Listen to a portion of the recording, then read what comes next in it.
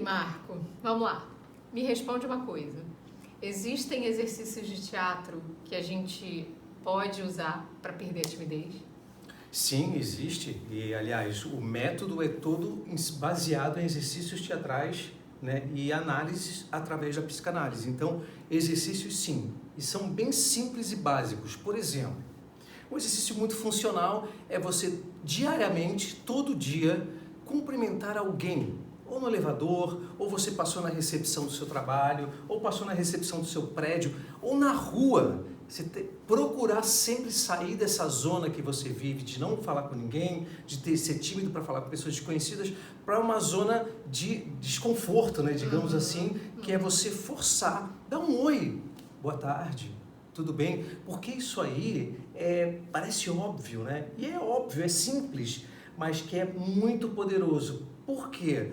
Porque toda vez que você se força a falar com alguém, você no dia seguinte vai falar novamente com uma pessoa, você automaticamente está realizando através da comunicação uma dinâmica diária na tua vida, né? E assim, ó, uma coisa interessante é que se você começar a cumprimentar pessoas, por exemplo, são pessoas que você cumprimenta todo dia, você não cumprimentava a recepção do prédio onde você trabalha, aquela pessoa ali geralmente não deve ser cumprimentada, né? Porque isso não é já é sair um pouco, não só da zona de conforto, mas ter um diferencial na comunicação. E é básico e é simples. Segundo exercício, você trabalhar também o corpo. Não adianta você cumprimentar uma pessoa, né? Oi, assim, né? Tímido, né? Ou então acanhado. E nem oi, assim, agora estou falando com todo mundo, mas com o queixo em pé, porque também não é assim. Você tem que ter o corpo ereto, né? O queixo aqui na altura reta, o corpo ereto, tranquilo e falar naturalmente com as pessoas. Sim, né? Sim, sim. Esses são exercícios mais básicos para o dia a dia. Agora, dentro da sua casa, existem alguns exercícios que a gente propõe, né, no curso também, que é você, por exemplo, você quer falar na internet, nas redes sociais, e muita gente tem essa dificuldade. Né? Pô, tá todo mundo fazendo stories, todo mundo fazendo, colocando vídeos no feed, TikTok, enfim. Eu quero fazer, eu não consigo. Cara, um exercício muito bom é você treinar na frente do espelho, depois filmar isso que você está fazendo e começar a perceber onde é que você pode melhorar, onde é que eu estou falando, não, aqui eu estou pagando mico, mas sempre lembrando sempre, não o auto-julgamento. Sabe o que eu ouço muitas pessoas falando assim? É que na hora que elas vão gravar um vídeo, gravar que seja um story, cara, elas gravam às vezes 10, 12 vezes, aí aquilo delas não gostam, aquilo começa a não ficar bom, e aí ela já começa a ficar irritada, aquela vibração que do começo já não é mais a mesma. Isso rola muito, impressionante, né? É impressionante, isso rola pra caramba. E esse exercício de você ficar se filmando, né? Ainda mais hoje tem selfie, às vezes até sem selfie primeiro, deixa ali parado, vê onde você está e propõe algumas tarefas para você, né? Ou brincar com um personagem, imitar alguém, né? Isso, de novo, é simples, é óbvio, simples, mas funciona pra caramba e faz parte do exercício, do treinamento, faz parte da dinâmica para perder timidez. Para perder timidez também você pode, para treinar a voz, você pegar alguns textos que você gosta. Pode ser uma matéria de jornal, de revista, uma parte de um livro, ou mesmo um texto mesmo de uma série que você curte, pega lá no Google, imprime, né? Copia e você no teu quarto fica falando em voz alta. Outra coisa também, o teu cérebro acostuma com a tua voz sendo agora colocada para fora, você começa a sentir um conforto em falar mais alto, né? A gente tem alguns alunos que têm a dificuldade na voz, eu tenho a voz baixa. Eu quando vou, por exemplo, se eu tiver que falar para um público ou tiver que trabalhar numa peça de teatro, o ponto principal que eu preciso prestar atenção é no ponto criativo da voz, né? Porque são 3 pontos criativos para perder timidez.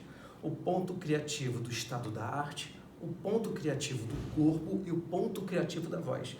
O ponto criativo da voz é o meu ponto que eu mais preciso prestar atenção. Talvez um aluno seja o ponto criativo, seja o corpo, talvez ele tenha uma voz boa, mas o corpo não entrega isso, né? Tá entregando ali o corpo, a não verbal está falando alto. E o estado da arte são as emoções, aí a gente tem que se aprofundar mais nesse assunto, né? Que é o que faz parte do treinamento, são os 3 pilares. Mas você trabalhar a tua voz, começar a ler um texto e cada vez mais falando com dicção e para fora, também ajuda quando você vai falar numa mesa de desconhecidos, por exemplo. Sim, sim. Você também é legal gravar aquilo que você está falando, mas não para criticar a voz, porque a gente nunca gosta. Nunca. Eu não gosto. Ninguém, eu não gosto da minha voz gravada. É unanimidade isso. Ouvir. Todo mundo fala assim, quando eu escuto minha voz, eu não gosto. É normal. Mas isso. gravar e analisar se você está se entendendo, se compreendendo, né? Porque às vezes a gente fala rápido demais ou embolado demais e aí a gente precisa dosar. Inclusive no curso tem, né, o Ponto Criativo da Voz, que trabalha vários exercícios, né, Marco, de dicção, de ter uma dicção melhor, de falar de uma forma mais clara. Sim, né? Um outro exercício também bom para o tímido, que geralmente o tímido também ele é monossilábico, né? Ele quer falar, mas ele fala pouco, ele fala o básico ali. Tem um exercício muito legal, que você criar uma história ou contar uma história verdadeira para você mesmo, né? Primeiro conta essa história de uma maneira bem básica, né? Vou dar um exemplo aqui do exercício. Eu estava passando pelo centro da cidade e aí eu olhei para o lado, tinha uma padaria, que eu sempre gosto muito dessa padaria. Eu olhei e tinha uma mesa com uma criança e a mãe ali tomando um café. Eu achei aquela cena muito bonita, a criança muito bonitinha, de repente saiu um senhor lá de fora e começou a discutir com aquela senhora. E aí eu passei e fui para casa. É uma maneira bem básica de eu contar uma história, né? Eu posso contar essa história de outra maneira. Eu estava passando pelo centro da cidade e aí eu gosto muito de uma padaria que tem lá, que me lembra muito assim aquelas casas antigas portuguesas, né? É uma padaria muito gostosa, inclusive. E tinha uma mesa do lado de fora, e estava um dia lindo, e tinha uma criança com a mãe dela. A criança muito bonitinha, com uma roupa azul, e tinha um pirulito na mão dela, a mesma cor da roupa. Isso me chamou a atenção. Uau, que cena linda! De repente saiu um senhor lá de dentro da padaria, muito descabelado, meio mal arrumado, e começou a discutir com aquela senhora. Eu prestei um pouco mais de atenção e notei que era o pai do menino. Bom, briga de família ninguém se mete, né? Eu passei e continuei e o meu rumo ali para ir para casa, que eu estava indo para casa. Inclusive, assim, então essa foi uma maneira de contar a história com mais detalhes. Se você começa a exercitar isso, você enriquece o seu assunto, né? Você fica mais aguçado para falar com mais especificidade quando você está conversando com pessoas. Você é mais detalhista. E é comprovado que quando você conta uma história ou conversa contando detalhes, as pessoas prestam mais atenção. Sim, as pessoas se interessam mais. Elas embarcam, né, com você nessa viagem, né? Exatamente. Viagem no sentido dessa história, né? A primeira vez que eu contei a história, você conseguiu visualizar. Até já tinha muito mais detalhes. Eu podia ter contado bem mais básico. Mas a segunda vez você viu o que eu falei, você conseguiu visualizar tudo o que eu contei. Então, é como se a gente estivesse lendo um livro, né? Se você for ler um livro, geralmente ele tem ali, vou dar um exemplo do Terra de Histórias. Ele tem uma média de quase o primeiro volume, umas 400 páginas. Eu adaptei e fiz 20 para o teatro. Por quê? Porque livro, às vezes, tende a ser um pouco prolixo, né? Detalhista até demais, né? Então, seria isso, mais ou menos isso, né? Mais ou menos isso. A criatividade é muito importante para o tímido, né? Porque ele é criativo. O monossilábico é mais ou menos se você contar a história muito... Ninguém vai prestar atenção. Quem consegue conversar com alguém monossilábico? E a pessoa está sofrendo. Né? E vamos combinar, né? Esses dias mesmo eu estava falando com uma pessoa que estava meio chateada e ela estava super monossilábica. E eu falei, putz, que saco, cara. Pô, a pessoa não troca ideia, ela só responde, né? Não. Sim. É complicado, você não consegue desenvolver um assunto. E se você pega um gancho ali trabalhando, né, virando essa chave, ficando automático e você começa a usar a especificidade, você começa a perceber que as pessoas estão prestando mais atenção em você. Isso é uma sensação maravilhosa. E aí você pode perguntar, eu leio muito, eu estudo muito, então eu tenho uma comunicação muito boa? Nem sempre, né? A gente está falando aqui, por exemplo, sobre criatividade, né? Sobre assuntos, conversar com pessoas desconhecidas. Eu não tenho assunto, mas eu leio muito. Eu sou culto, eu conheço a literatura, eu sei do que eles estão falando, mas eu não consigo falar. Então, nem sempre quando você é uma pessoa super bem informada, você é uma pessoa comunicativa. Por quê? Isso não é via de regra. Porque a comunicação depende de outros fatores. De outros fatores. O estudo é mais o fator intimista. Né? Você estuda para você. Conhecimento. Você se comunica para os outros. Conhecimento. Né? E nem sempre uma coisa casa com a outra. Então, se você é tímido e estudioso, claro, melhora, você já tem assunto, você pode criar situações para dar a tua opinião sobre aquilo que estão falando na mesa, né? Quantas vezes o tímido está numa mesa e todo mundo conversando sobre algo, ele sabe o que falar, mas ele não fala. Estou falando porque eu já passei por isso. Ele sabe a opinião dali, inclusive ele ia falar o que alguém falou ali. Pô, se eu tivesse falado, eu teria falado isso. E todo mundo concordou com ele e falou, exatamente isso. Pô, eu ia falar isso. Só né? que quem colheu os louros foi aquela pessoa, não você, né? Exatamente como a gente fala. Às vezes o tímido, ele tem muito mais um espírito de liderança, né? No sentido de ele tem os pontos principais para ser um líder. Mas aquele que é mais extrovertido e não tem tanto esse espírito é considerado um líder.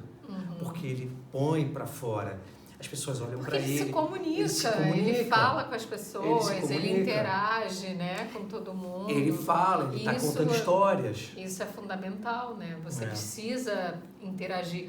Afinal de contas, nós somos individualidade, porém a gente vive em sociedade. Então, é de suma importância que a gente tenha uma boa comunicação, uma socialização. Ninguém consegue viver sozinho. Sim, né? ninguém consegue viver sozinho. Então, a gente... E muitos tímidos são tidos por mal educados. Esquisitos. Porque não conseguem dar um bom dia, não conseguem dar uma boa tarde. E isso, às vezes, é tido como uma pessoa mal educada, né? Exatamente. É bem complicado isso. Você sabe também que uma outra técnica para o tímido, que ele como ele é muito observador, você sabe que quando você está num ambiente, esse ambiente tem pelo menos 3 pontos que podem te influenciar num assunto. Sim. Né? E a gente tem um exercício que a gente trabalha muito isso, que é como você entra num lugar e você pega 3 objetos que tem naquele lugar, ou pode ser um som que você escutou naquele lugar, pode ser um cheiro que você sentiu naquele lugar. São 3 percepções, 3 né? percepções do local, chama-se criação atmosférica. É um exercício muito bacana também, que você pode praticar no teu dia a dia, na imaginação, mas quando você for conversar, é um exercício para você colocar para fora. Você chega e no ambiente, esses 3 pontos que vão te dar você falou agora, que vão te dar uma inspiração, você começa a falar sobre eles. Né? Mas vai ficar sem nexo. Pode ser que no começo fique sem nexo mesmo. Né? Eu estou aqui, eu estou vendo ali um lápis, né? Eu estou vendo ali um banquinho e estou vendo um celular ali. Esses 3 objetos podem me dar aqui um assunto, pode me dar uma inspiração. Eu posso começar a lembrar de algumas situações através dele. O lápis pode lembrar de alguma situação da escola, o celular pode me lembrar de algum amigo que eu queira falar, e a cadeira ali pode lembrar de alguém que eu gostaria que estivesse nessa reunião. Por exemplo, já me inspiraram algumas coisas. Aí, esse exercício, quando você vai para um ambiente onde você não está fazendo um exercício, você vai botar a prática ali, né, a prova, naquele ambiente você começa a ter um domínio do que a gente chama de se olhar de fora da cena. Você começa a se inspirar em algumas coisas. Você não sabe as inúmeras inspirações que a gente tem ao nosso redor no dia a dia. É que a gente não é treinado para usá-las. Para observar isso, né? Para observar. O tímido, às vezes, já está observando, mas ele não sabe como colocar essa técnica, usando uma técnica para fora. Então, é um exercício bem legal, assim. Esses são exercícios mais básicos, né? Depois que o tímido vai soltando, melhorando, quando alguém quer melhorar a comunicação, a gente vai fazendo uns exercícios mais avançados. São exercícios mais de aquilo que eu estou melhorando, aquilo que eu estou me comunicando, agora eu vou ser melhor naquilo ali. São exercícios mas esses são básicos, você pode praticar em casa, você pode pedir para alguém te ajudar quando você começar a se comunicar melhor, e é super funcional, assim. Show. Né? Então, você precisa estar no teatro para praticar isso, né? A gente pratica isso no teatro, e bem no começo mesmo. Não, porque no treinamento esse método é todo baseado nessas técnicas teatrais voltadas para o cotidiano do trabalho, dos relacionamentos, da família, seja onde for. Legal. Ok? Show. Obrigada, Marco. Até.